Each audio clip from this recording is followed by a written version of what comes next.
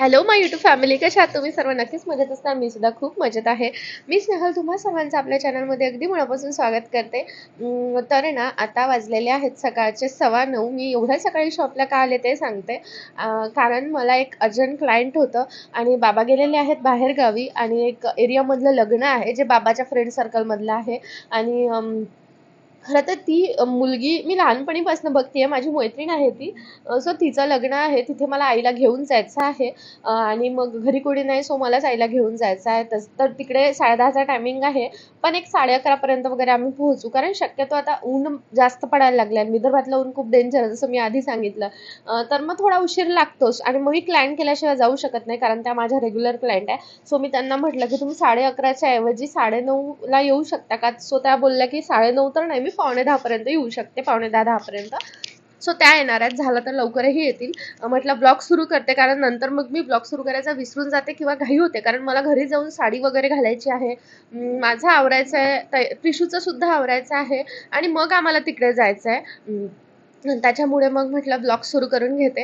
आता ना एक 1.25 वर्षापूर्वीची गोष्ट आहे, जेव्हा मी माझ्या डिवोर्सचं डिसाईड केलेलं. त्यावेळी ना मला असं कुठल्याच कार्यक्रमात जायची इच्छा होत नव्हती, म्हणजे कुठल्याच कार्यक्रमात नाही. पण त्याच्यानंतर माझ्या जवळच्या काही लोकांनी मला खूप समजावून सांगितलं आणि मी जसं बोलली की मी डॉक्टरला कन्सल्ट केलं होतं जेव्हा मी डिप्रेशनमध्ये जायला लागले होते. माझ्या डोक्यात खूप विचित्र विचार येत होते, तेव्हा मी डॉक्टरला कन्सल्ट केलं होतं. सो त्यांनीही मला हेच सजेस्ट केलं होतं की तुझं आयुष्य सरलेलं नाही आहे, त्याच्यामुळे तू या फालतू भानगडीत पडू नको की कुठे जायचं नाही, काही नाही, स्वतःला डांबून ठेवू नकोस, व्यवस्थित तुझी लाईफ जग. आणि माझ्या जवळच्या सुद्धा लोकांनी मला हेच सांगितलं होतं की तुझं आयुष्य संपलेलं नाही आहे, तुझी मुलगी तुला बघते, तुझ्या मुलीसाठी तुला सर्व करायचं आहे. आणि त्याच्यावेळी मला समजलं की खरंच आहे यार, आयुष्य संपलेलं नाही आहे. म्हणजे मला माझी बहीण मला नेहमी म्हणते की दीदी, ते तुझ्या आयुष्यातलं काही वाईट क्षण होते जे निघून गेले, त्याच्यामुळे मग त्याच्यामागे आयुष्य बरबाद करण्यात काही अर्थ नाही. आणि खरंच आहे, माझी जी फॅमिली आहे ना, माझी फॅमिली आणि माझे काही रिलेटिव्स ते खरंच खूप जास्त समजदार आहे. त्यांनी मला खूप या माझ्या जर्नीमध्ये ना समजून घेतलं.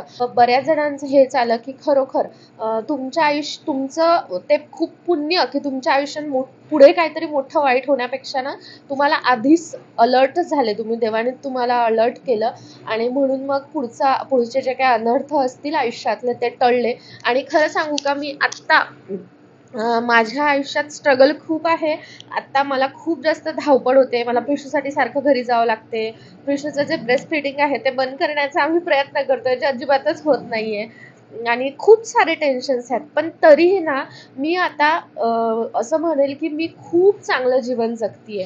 खरंच खूप जास्त नशीबवान असतात ते ज्यांना लॉयल पार्टनर मिळतो, कारण लॉयल्टी सर्वात महत्त्वाची गोष्ट आहे असं मला वाटतं. मला ना कुठलंही लग्न बघायची खूप जास्त एक्साइटमेंट असते की कसं केलेलं असणार आहे, म्हणजे कसं एंट्री कशी करते, डेकोरेशन कसं करते, हे सर्व. आणि तिथे जे गाणे वगैरे लागतात ना, ते सर्व प्रिशूसुद्धा खूप छान एन्जॉय करते. म्हणून मी स्पेशली प्रिशूसाठी बाहेर जाते की कुठेही जरी जात असेल तरी तिला घेऊन. आता मागे रुद्रपूजाला गेली होती तेव्हा सुद्धा माझं असं होतं की नाही, प्रिशूला घेऊन जायचं, कारण मला प्रिशूला सर्व खुशी द्यायची आहे. म्हणजे आता लग्न कोणाचं बघितल्यानंतर तिला काही समजणार नाही आहे किंवा पूजेला गेलं तर ते समजणार नाही आहे, पण ती प्रत्येक ठिकाणी गेल्यावर ना खूप जास्त एन्जॉय करते. लाईक डीमार्टला गेलं तर डीमार्टलाही एन्जॉय करते, मार्केटला गेलं तर मार्केटलाही एन्जॉय करते, मंदिरात गेलं तर मंदिरात सुद्धा एन्जॉय करते आणि लग्नकारात गेलं तर तिथे सुद्धा त्या गाण्यावर मस्त डान्स करते त्याच्यामुळे. तर चला आता मी पटापट माझं शॉपचं आवरून घेते.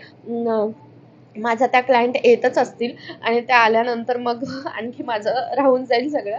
तर चला आता बाकी काय होतं ते पुढे शेअर करते. माझा क्लायंट झाल्यानंतर मी लगेच घरी जाईल. बाकी माझी तयारी वगैरे आणि तिकडलं वगैरे बाकीही दिवसभरात काय होतं ते तुमच्यासोबत शेअर करते. सो व्हिडिओला असंच कनेक्ट राहा. रेडी झालो आहे आणि मी ही साडी घातली आहे. आता मालशा ब्लाऊजवर हीच साडी जाते, त्याच्यामुळे मला सगळीकडे हीच साडी घालावं लागते. पण असो, आता पटापटनं मी हे करते, पटापट बॅगमध्ये मोबाईल, त्याच्यानंतर पैसे वगैरे सर्व टाकते. आई गेलेली आहे पाकिट आणायला. गरमी खूप जास्त आहे, त्याच्यामुळे ही साडी जरा हलकीसुद्धा वाटते आणि माझ्या ब्लाऊजवर हीच जाते. माझ्याकडे जेन्युअनली काहीच साड्या नाही आहे. तर चला आता मी पटकन पाणी वगैरे पिते. प्रिशूला रेडी केलं आहे, तिला हा ड्रेस घातला आहे आणि तिची वगैरे तयारी सगळं मी नंतर दाखवते. खूप लेट झालं आहे, आता निघायचं आहे आम्हाला. तर बाकी काय होतं ते तुमच्याबरोबर पुढे शेअर करते. प्रिशू इकडे बा, प्रिशू काय कर सर्वांना. सो फायनली आम्ही लग्नामध्ये पोहोचलो. पण ना लग्नाला खूप वेळ आहे. टाईम होता 10:30चा. ऑलरेडी 12:30 झालेत, पण वेळ आहे भरपूर. लग्नात पोहोचलो, पण अजून लग्नाला भरपूर वेळ आहे. है ना पिशू? भरपूर वेळ आहे. आणि आई बाई. सो फायनली नवरदेव नवरीची खूप छान अशी एंट्री झाली. या मुलीला ना मी लहानपणीपासून बघती आहे. माझ्याच एवढी आहे, माझीच मैत्रीण आहे. पण तरी सुद्धा कितीही रोजची बघितलेली असली ना, तरी मुलीला नवरी या वेशामध्ये बघण्याची वेगळीच एक्साइटमेंट असते आणि मला तरी ती खूप जास्त आहे. मी जेव्हाही कुठल्या लग्नात जाते आणि तेवढं तिथलं सर्व वातावरण बघते ना, तेव्हा माझ्या डोक्यात हेच येतं, की खरंच माझ्या आई-वडिलांनी पण माझ्या लग्नाबद्दलचे स्वप्न, माझ्या लग्नाबद्दलच्या ज्या हौशी आहेत, त्या त्यांच्या हातात ज्या होत्या ना, त्या आता पूर्ण करण्यासाठी त्यांनी खूप जास्त प्रयत्न केला. आणि जेव्हाही मी असे कुठले प्रसंग पाहते ना, तेव्हा बघते की हल्ली लोकांचे विचार चेंज झालेले आहेत. हल्ली दोन्हीही पार्ट्या खूप जास्त एन्जॉय करतात. नवरी-नवरदेवाला सुद्धा एन्जॉय करू देतात. पण माझ्या वेळेस तसं अजिबातच नव्हतं. या गोष्टीचं मला दुःख होतं. पण असो, आता सर्व नवरी-नवरदेव एन्जॉय करतात हे बघून ना मला खरंच खूप छान वाटतं. सो आम्ही घरी आलो आहे. खूप जास्त ऊन आहे, खूप जास्त गरमी होतो आहे आणि मेन म्हणजे तिथे एवढी जास्त गर्दी होती ना, खूपच. आता मी चेंज करते आधी, कारण मला ह्याच्यामध्ये खूप जास्त गरमी होत आहे आणि त्याच्यानंतर थंडगार पाणी पिते पहिलं, आईस्क्रीम खाते थोडीशी आणि प्रिशूला झोपून देते आणि मी सुद्धा 1 तास आराम करते आणि मग जाते, कारण खूप दुपार आहे, खूप ऊन आहे. सो चला आता बाकी काय होतं ते पुढे शेअर करते. आधी तर चेंज करून घेते. एका पायात बूट, एका पायात चप्पल. इकडे बा प्रिशू, तू कशी दिसत आहे? हाय कर सर्वांना. सो आता वाजलेत संध्याकाळचे 6:15. आम्ही थोडा वेळ झोपतो म्हटलं, 1 तास फक्त, आणि एवढी डेंजर झोप लागली की डायरेक्ट 6:15 वाजता जाग आली. आता चहा पिली आहे मी. आता आधी आवरते बेडवरचं, कारण आम्ही खाली झोपलेलो होतो. चटई वगैरे सर्व सर्व काढलेलं आहे आणि पिशूचं तिकडे रोडवर फिरायचं चाललं आहे. आता मी आधी आवरून घेते. मला पारायणसुद्धा वाचायचं आहे आणि मंदिरातसुद्धा जायचं आहे आणि मी तुमच्यासोबत शेअर करतेच. तसं मंदिर खूप सुंदर आहे ते स्वामींचं. मी त्या मंदिरात जाणार आहे आणि आणखी काय होतं ते बाकी पुढे शेअर करतेस. व्हिडिओला असंच कनेक्ट राहा. आणि लग्नामधलं बाकी नंतर मग मी काही शूट नाही करू शकले, कारण की तिथे गर्दी खूप जास्त होती आणि नंतर एवढी डेंजर गर्दी झालेली की काय विचारूच नका. त्याच्यामुळे मग आणि प्रिशूचं सारखं तिथे चाललेलं होतं की मला जाऊ दे, मला फिरू दे, आणि तिचं ते आमच्या पुढे पुढे पुढे पुढे पूर्ण सगळीकडे फिरत होती. तेव्हा मी काही शूट नाही केलं, कारण खूप जास्त गर्दी झालेली. जवळपास 600-700 लोक होती. तर चला आता बाकी मी माझं पटकन आवरून घेते. मला पोथी वाचायची आहे आणि त्याच्यानंतर मग बाकी काय होतं ते तुमच्याबरोबर शेअर करतेच. सो त्या दिवशीचा ड्रेस श्रेयाला व्यवस्थित घालून दाखवायचा राहिलेला होता. म्हटलं आता ती चांगत आहेच तर दाखवते. आणि प्रिशूचं सुद्धा असं चाललेलं होतं की माझाही ड्रेस दाखव. तर ना खरंच खूप छान क्वालिटीचा ड्रेस आहे. फॅब्रिकसुद्धा खूप छान आहे आणि जॅकेट त्याला अटॅच आहे. आणि श्रेयाचं असं चाललेलं होतं की हे जे लागलेलं आहे ना याला, त्याच्यामुळे लहान बाळासारखं वाटतं, पण नाही, ओव्हरऑल खूप छान वाटत आहे. आता त्या दोघी चेंज करायला जात आहे, कारण आम्हाला जेवायचं आहे. आईला आणि मला उपवास आहे, त्यामुळे मस्त उसळ केलेली आहे.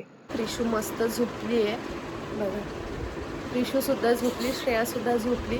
आता मलाही झोपायचं आहे, पण त्याआधी मला आठवलं काल जे मी बोलली होती ना, ते बेबीचा ड्रेस मी तुम्हाला व्यवस्थित दाखवेल, तो दाखवते आधी, कारण उद्याला आम्ही ते बेबीला देणार आहे. त्याच्यामुळे मग मी तुम्हाला दाखवू नाही शकणार. खूप सुंदर असा ड्रेस आहे.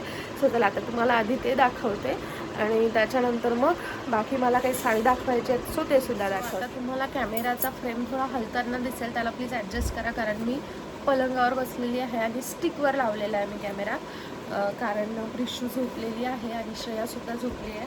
त्याच्यामुळे मग फॅन सुरू आहे, सो त्याही आवाजाला इग्नोर करा.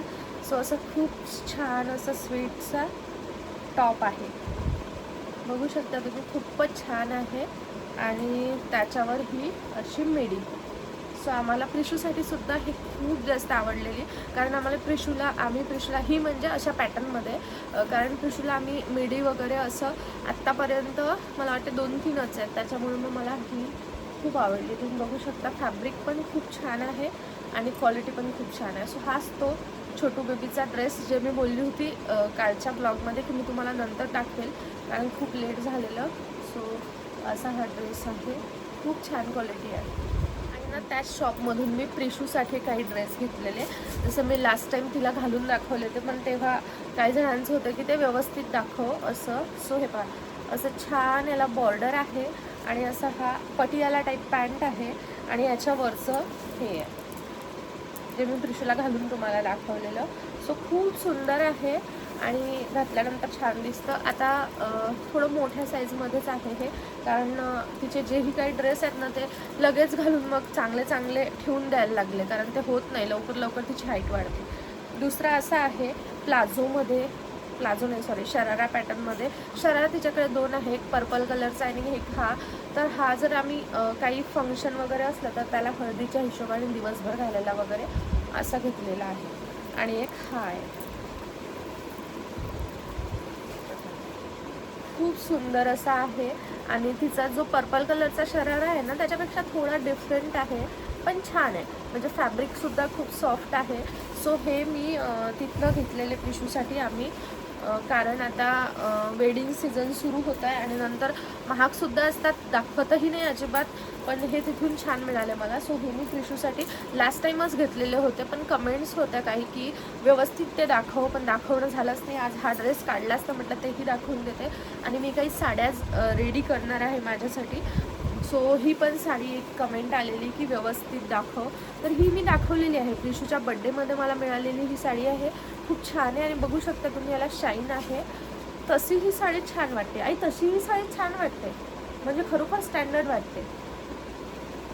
तसं मला असं म्हणजे बघितल्यानंतर घडीत वगैरे असं वाटलं होतं की सिम्पल असेल, पण ही ना खूप सॉफ्ट फॅब्रिक आहे, घालायला इझी आहे, म्हणजे घालायला भारी वगैरे जात नाही. पदर याचा या कलरचा आहे, ज्या कलरची शाईन आहे त्या कलरचा, आणि बाकी पूर्ण साडी अशी आहे. सो ही एक साडी मला रेडी करायची आहे. आणि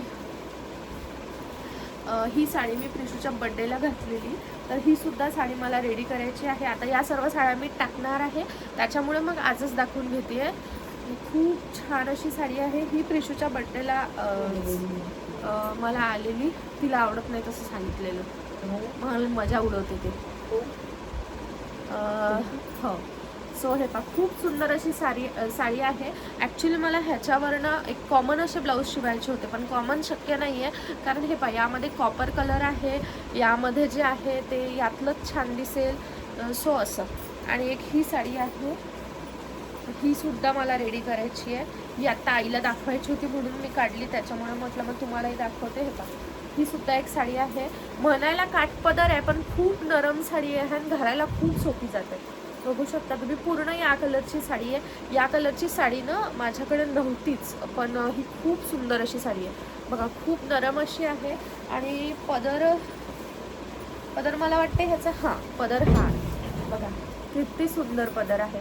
सो लग्न कार्यात जे महाराष्ट्रीयन वगैरे वेडिंग असतं ना, ट्रेडिशनल वेडिंग, त्याच्यामध्ये छान वाटते. तो बघा पदर असा आहे आणि बाकी पूर्ण साडी अशी आहे, अशी. सो तुम्ही बघू शकता, खूप छान वाटते आणि नरम सुद्धा आहे. काय हे पा पदर. सो असं हे मला या साड्या रेडी करायच्या आहे.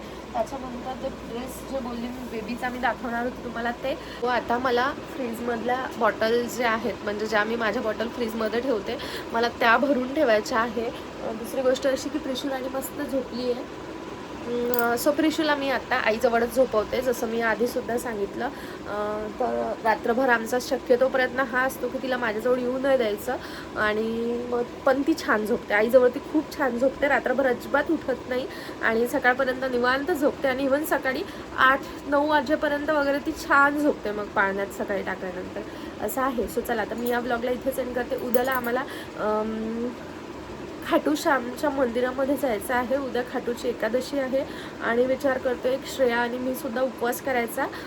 तर बघूया, सांगते तुम्हाला कसं काय होतं आहे. तर तिकडे मंदिरात जायचं, तो ब्लॉगसुद्धा नक्कीच बघाल. त्यासाठी माझ्या चॅनलला सबस्क्राईब केलं नसेल तर चॅनलला सबस्क्राईब करा. मी या व्हिडिओला इथेच एंड करते. भेटूया नेक्स्ट व्हिडिओमध्ये. तोपर्यंत bye bye, take care and thanks for watching my video.